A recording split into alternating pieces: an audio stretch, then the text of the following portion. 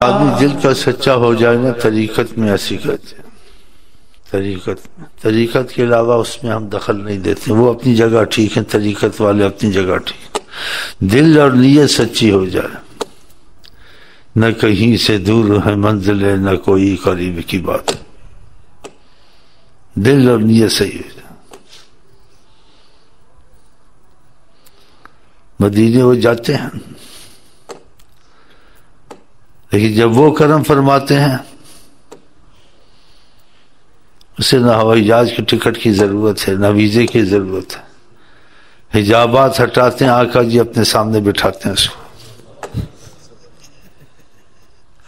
وہ ان کی آنکھیں بھی دیکھتا ہے، ان کی آواز بھی سنتا ہے، سب کچھ دیکھتا ہے، باہر گندے ہوئے تھے تب بھی نظر آتے ہیں، اگر سر کھلا جس حالت میں دیکھتے ہیں اس سے بات چیت کرتے ہیں، اور کبھی بات چیت اگر نہیں کرتے ہیں بس مسکراتے ہیں، بیٹھا ہوتا ہے، اور ان کے کرم پر 5 منٹ دیں، 10 منٹ دیں، 3 منٹ دیں، یا ایک جھلک ایسے، خدا کرے طریقت کا فیض نصیب ہو۔ جس کو بات سمجھ نہ آئے کہ واللہ عالم، علم کو کسی نے عبور نہیں کیا، نبیوں نے عبور نہیں کیا، ولیوں نے کیا، تو فیصلہ کسی بات کا اٹل نہیں کرنا چاہیے کہ جو بات ہوگی سوا ہو نہیں سکتی، بہت کچھ ہو سکتا۔ اسی خضر حسان موسیٰ صاحب کو کہا تھا کہ علم جتنا بھی پڑھو، علم پھر بھی معلومات اور مطلب جیسے معرفت باقی رہتی، ختم نہیں ہوتی ہے۔ کہ سمندر سے اگر چڑیا چونچ میں پانی لیتی، سمندر ختم ہوا، چونچ میں پانی لیا تو کچھ بھی لیا، سارا سمندر پڑا۔ تو یہ فیصلے والی باتیں کٹر بریلی، کٹر دیوبندی، کٹر نہیں کہتے، ایسے کیا دیوبندی بریلی ایسے کہتے ہیں، باقی فیصلہ نہ دیوبندی پہ ہو سکتا پورا، نہ بریلی پر، نہ کسی پر، نہ جماعت، فیصلہ آقا کی کلام پہ ہو سکتا یا اللہ کی کلام پہ ہو سکتا۔ تو خدا کی اللہ کی کلام کی گہرائی کو کوئی پہنچا ہے؟ کوئی پہنچ ہی نہیں سکتا۔ تو جتنی سمجھ آ جائے، باقی واللہ عالم۔ جھگڑا کرنا، آپس میں بحث کرنا، اس سے نقصان ہوتا ہے، علم کا بھی نقصان ہوتا ہے اور آپس میں ایمان کا بھی نقصان ہوتا ہے کہ محبت کم ہو جاتی ہے آپس میں جھگڑے سے، بحث سے۔ آقا جی کہتے تم ایمان والے نہیں بنو گے جب تک کہ تمہارے اندر آپس میں محبت نہیں ہوگی۔ جتنی سمجھ آ جائے بحث نہیں کرنی، بھائی اچھا بھائی یہ بحث کی بات آ گئی ہے، خدا نے بھی منع کیا ہے کہ فردوہ الی اللہ والرسول، کہ جس چیز میں جھگڑا ہو، تنازع، تم اس میں تنازع پیدا ہو جائے، چھوڑ دو، تو میں بھی چھوڑتا ہوں، تم بھی چھوڑ دو۔ یہ فیصلہ اچھا ہے یا نہیں اچھا؟ اور نبی کریم نے کہا پہلی امت ہلاک کوئی کثرت السؤال وقیل و قال، زیادہ سوال کرنے زیادہ وہ ہلاک ہوئے تھے، نہیں بولے، خاص کر کے آقا جی کے حق میں نہیں بولے، یہ پتا تھا، یہ نہیں پتا تھا، آقا جی کا اس طرح کے ہیں، اس طرح۔ آقا جی کو کوئی نہیں پہچان سکتا وہ کیا ہے، اتنا پہچان سکتا ہے کہ وہ آدم سے پہلے بھی موجود تھے، اور کیسے تھے کیا تھے یہ آدمی کچھ نہیں کہہ سکتا۔ یہ خود کہا ہے حضرت محمد مصطفیٰ، کنت نبیا وآدم بین الماء والطین، میں اس وقت نبوت کی شان سے موجود تھا جب آدم کا گارا بھی پڑا ہوا تھا، پانی بھی پڑا ہوا تھا، آدم میں جان بھی نہیں تھی، ہم تھے۔ یہ کس نے کہا؟ جناب عالی حضرت محمد مصطفیٰ۔ پھر وہ بشریت کی صورت میں آئے اور خدا نے کہا ان کو کہو میں تمہارے جیسا ہوں۔ آپ کا ہر چیز میں ان کے ساتھ امتیاز نظر آئے گا، یہ خود ہی کہیں گے ہمارے جیسے نہیں ہے، یہ ہمارے جیسے ہے ہی نہیں۔ کسی نے بہت اچھی جملے کہیں، نور حق جلوہ نما تھا مجھے معلوم نہ تھا، شکل انسانی میں چھپا تھا مجھے معلوم نہ تھا۔ وہ نبی ہے، تم نبی ہو، اپنے جیسا کیسے ہو؟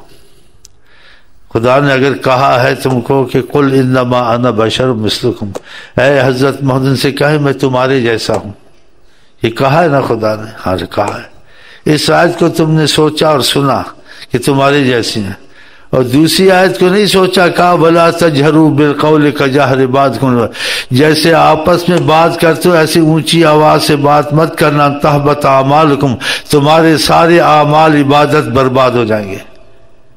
دوسری آیت کو بھی تو دیکھنا تھا، پھر اس کا مفہوم نکالنا تھا کہ بشر مثلکم کا یہ تنبیہ کی ہے کہ ان کو اس انداز میں کو مثلکم میں تمہارے جیسا ہوں ابھی بھی نظر نہیں آتا ہے، وقت کو غنیمت سمجھو، پھر میں تم کو نہیں مل سکتا۔ جب مثلکم آ گیا پھر کیا فرق رہ گیا؟ تو یہ بہت احتیاط کا معاملہ ہے۔ آقا جی کے مان میں کبھی نہ بولیں، جو سمجھ میں آ جائے ٹھیک ہے، باقی خاموشی۔ وہ جب چاہیں فلک برسائے، تم فلک برساتے ان کے جیسے ہو؟ حضور نے 41 دن تک مکے میں کھانا پینا نہیں کھایا، پھرتے رہے۔ صحابہ جب دیکھا کہ روزہ نہیں کھولتے، انہوں نے نہیں کھولا تو صحابہ کو بے ہوشی ہونے لگی، گرنے لگے۔ کہا ایکم مثلی، میرے مثال تم ہو سکتے ہو؟ یہ پھر یہ نہیں سوچی یہ حدیث۔ اس لیے اگر ان سے محبت کا تعلق کرنا ہے تو جتنی سمجھ آ جائے باقی بولو۔ اللہ کے سوا آقا جی کو کوئی نہیں جانتا، جس پہ بھی آیا ہوئے ہیں وہ کب آیا ہوئے ہیں؟ ہاں پڑھو جس پہ آیا ہوئے ہیں۔ بہت احتیاط ہے، اختلاف میں کبھی نہ پڑھو اگر طریقت میں چلنا ہے۔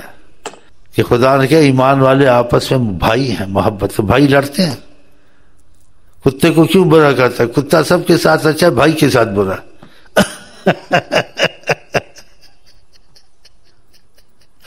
سب کے تمہارے ساتھ اپنے بھائی کو کاٹے گا۔ ہو ہو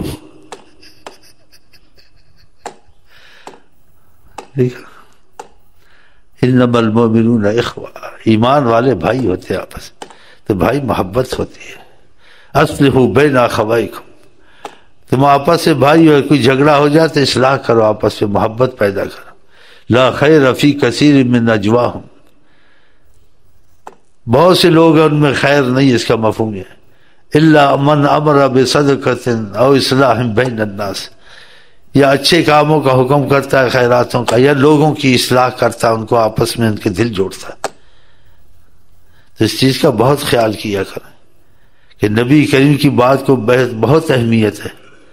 کہا لن تدخلوا الجنۃ حتی تؤمنوا، تم کبھی جنت میں نہیں جاؤ گے جب تک ایمان والے نہیں بنو گے۔ کہا ولم تؤمنوا حتی تحابوا، تم ایمان والے نہیں بن سکتے جب تک کہ تمہارا آپس میں پیار نہ ہو۔ تو پیار پھر اختلاف سے پیار ہوگا، نفرت پیدا ہوگی، کینہ پیدا ہوگا، ایسے نہیں کرنا چاہیے۔ جو سمجھ آ جائے، اسلام ایسا مذہب ہے کافر بھی تم سے مانوس ہے، تمہارا پیچھا نہ چھوڑے، کافر کو بھی تمہارے اخلاق سے متاثر ہو جائے۔ تم آپس پہ نہیں بیٹھ سکتے ہو، ایک دوسرے کی مسجدوں میں نماز نہیں پڑھ سکتے ہو۔ اگر طریقت میں چلنا ہے، کوئی مسجد ملے نماز پڑھ لو چپ کر کے۔ کوئی عالم ہو، دیوبندی ہو، بریلی ہو، جماعت اسلامی ہو، کوئی بھی ہو، اس کا واعظ سننا ہے بیٹھ کے، اس کا ادب کرنا ہے، لیکن اس حد تک سننا جس حد تک وہ اختلاف کی بات نہ کرے، محبت کی بات کرے، اختلاف کی بات نہ کرے، وہ برا ہے، وہ اچھا ہے، وہ ایسا ہے، وہ ایسا ہی۔ اور جہاں اختلاف کی بات کرے، جس سے پھوٹ پڑتی ہے، دلوں میں فرق پڑتا ہے، تو آقا جی کے حدیث کے خلاف ہو جائے گا کہ تمہاری محبت ہے، نہیں مانے، تو وہ عالم کوئی بھی ہو جو اختلاف کی بات چھیڑے، اس کی بات نہیں سننی، اٹھ کے بھاگ جانا۔ ہاں ان چیزوں کا احتیاط پرہیزیں کرو گے، پھر طریقت کی خوشبو تم کو آئے گی، حضرت محمد مصطفیٰ کی کیفیت نصیب ہوگی، پھر تم جھومو گے، گاؤ گے۔ ہاں اگر بد پرہیزی ہے تو پھر تو یہ ساری عمر ہی لگے رہو۔ تمہیں طریقت کی خوشبو، طریقت بہت زبردست چیز ہے، اس میں ادب اور خاموشی، اس میں بحث نہیں ہے، خاموشی ہے۔ یہ شہرت والا رستہ نہیں ہے، بحث والا رستہ نہیں ہے، یہ پڑھنے والا رستہ، کتابوں سے فیض کرنا۔ اس میں فیض فیصلہ کرتا ہے، فیض جاری ہو گیا، تم کو سب کچھ دکھے گا، تم کو اللہ کی تجلیات دکھیں گی، تم کو حضرت محمد مصطفیٰ کی زیارتیں ہو سکتا ہے لاکھوں میں، یا قسمت سے سوتے یا جاگتے نصیب ہو جائے، ان کا کلام نصیب ہوگا، بہت سی چیزیں تم پہ کھلنی شروع ہو جائے گی، تم کو عرش فرش تک بیٹھتے بیٹھتے نظر پڑ جائے گی کہ فرش میں کیا ہے، فرش میں کیا ہے۔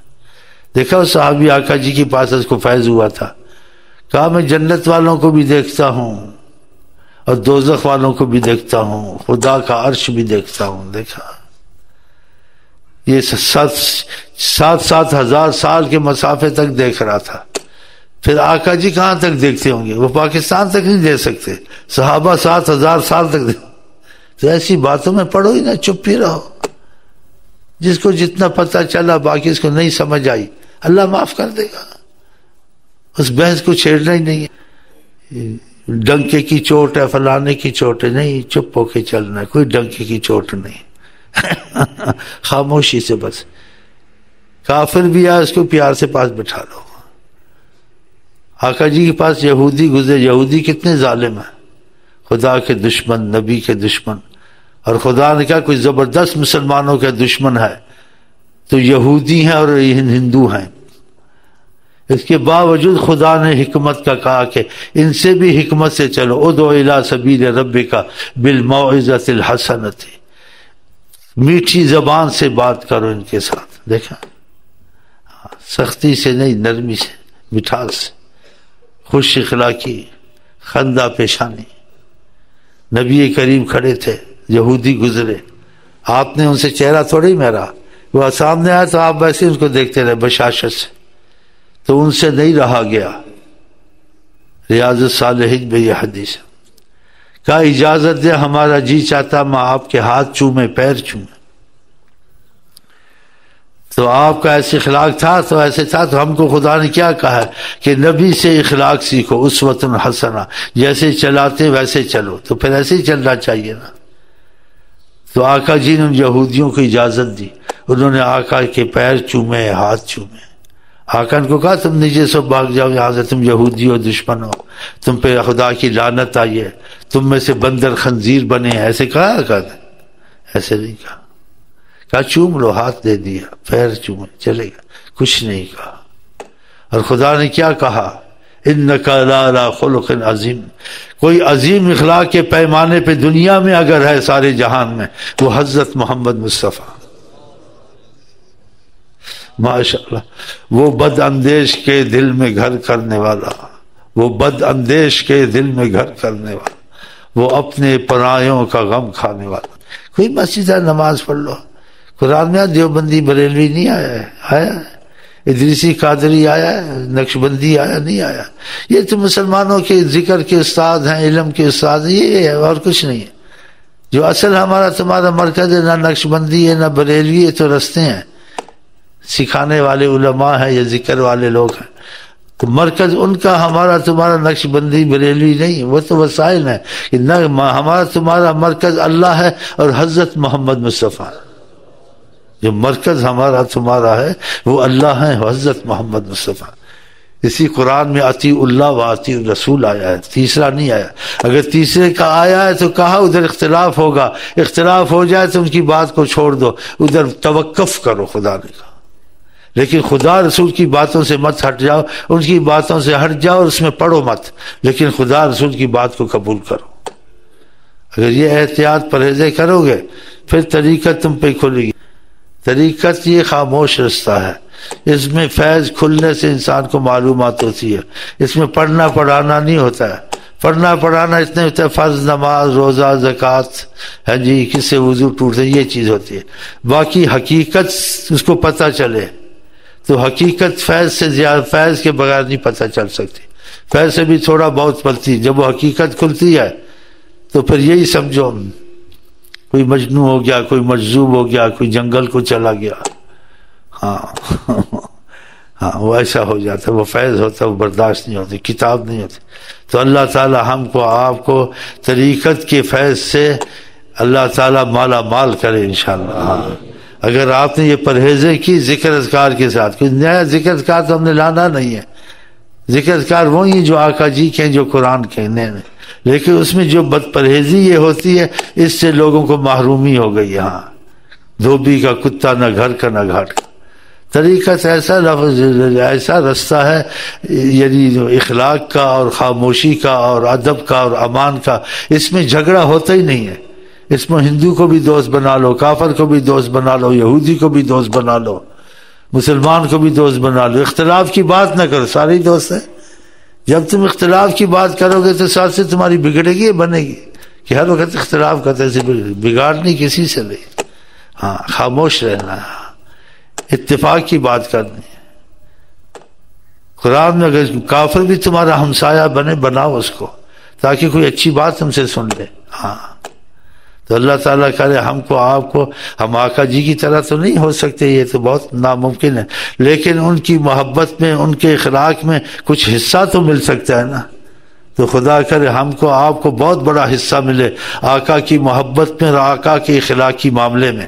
ہاں، اخلاقی معاملہ اور محبت، پھر طریقت کا تم پہ مسئلہ کھلے گا۔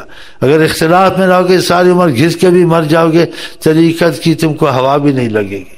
طریقت ایک شہرت والا رستہ، خاموش رستہ ہے، اس میں فیض کھلتا ہے تو کچھ پتہ چلتا ہے۔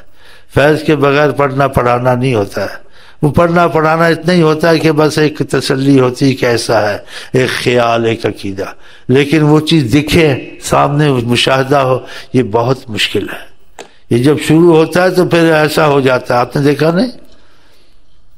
تجلی آئی تو پہاڑ ریزہ ہو گیا، موسیٰ علیہ السلام بے ہوش ہو گئے، دیکھا؟ وہ جو ساتھ سے سارے ہی ختم ہو کے مر گئے، پہاڑ ریزہ ریزہ ہو گیا۔ ہاں دیکھا، جب ضرورت سے زیادہ فیض آتا ہے تو آدمی کھو جاتا ہے فیض سے، اس کو پتہ نہیں ہوتا خدا کدھر ہے، نبی کدھر ہے، میں کدھر ہوں، کھو دیا جاتا ہوں یا کھو جاتا ہوں، خود کو میں پاتا نہیں جب آپ کو پاتا ہوں۔ خدا یہ فیض ہے، فیض کے ساتھ اللہ تعالی ہمارے حواس بھی ٹھیک رکھے۔ ہاں انشاءاللہ تعالی۔